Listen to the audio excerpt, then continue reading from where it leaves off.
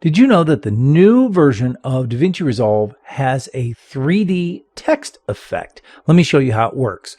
So I'm going to start by going to Effects, and under Titles, I will just find a Text Plus and bring it down here onto the editor timeline. Let me just make a couple of changes. We'll change what is said. I'll change the font, and I'll change the size, and good enough. Okay.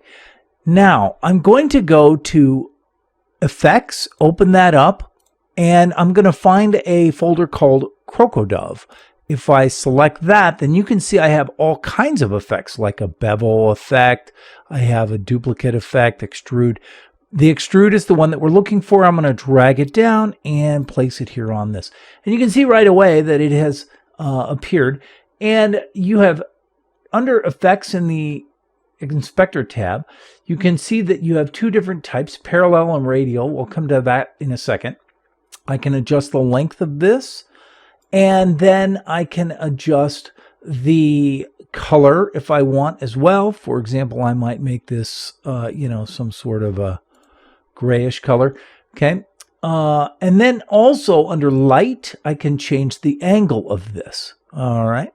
I can add or remove details. Basically makes it look like there's more or less detail to the lighting.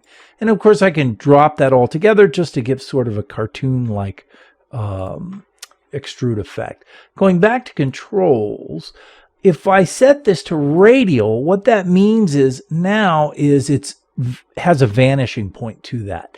So I can, for example, really extend out the length of that. And you can see that the vanishing point is behind here. The vanishing point itself is adjustable here in the position area, and I can, one way or the other sort of a thing, right?